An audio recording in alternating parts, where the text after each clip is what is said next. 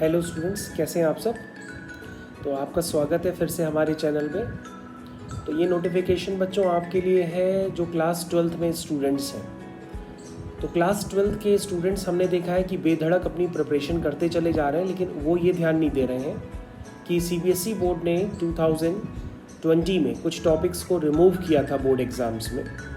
तो उन टॉपिक्स को आप ज़रूर याद रखिए और आप अपनी मेहनत को कम करिए, क्योंकि ऑलरेडी सिलेबस काफ़ी सारा होता है। तो स्टूडेंट्स, आपको ध्यान रखना होगा कि जो सीबीएसई ने 2020 के दरमियान जो सिलेबस कम किया है वो फिज़िक्स, केमिस्ट्री, मैथ्स तीनों में कम किया है।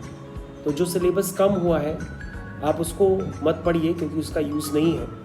जैसे केमिस्ट्री में आपको सॉलिड स्टेट चैप्टर नहीं करना है। मैंने अमूमन देखा कि ज़्यादातर बच्चे सॉलिड स्टेट को कर रहे हैं और उसमें बहुत ज़्यादा अपना टाइम दे रहे हैं। तो आपको उतना टाइम देने की ज़रूरत नहीं है, क्योंकि बोर्ड एग्ज़ाम में सॉलिड स्टेट का चैप्टर जो है हटा दिया गया है। इसके अलावा पी ब्लॉक एलिमेंट, जिसका वेटेज सबसे ज़्यादा होता है, 10 मार्क्स का वेटेज होता है, उसमें से जो 15th ग्रुप एलिमेंट है, जिसको हम लोग फॉस्फोरस और नाइट्रोजन फैमिली भी कहते हैं, उसको रिमूव कर दिया गया है।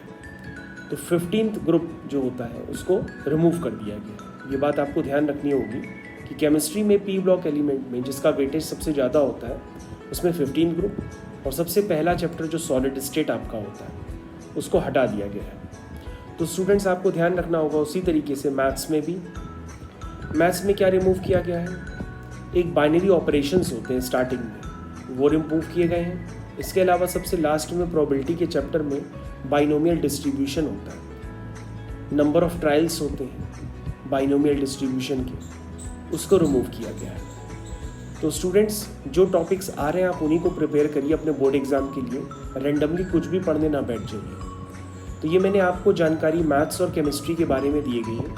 उसी तरीके से फिज़िक्स में भी आपको जानकारी रखनी होगी, और आप ये याद रखिए जो बोर्ड एग्ज़ाम में आ रहा है आपको वही प्रिपेयर करना है। Thank you students.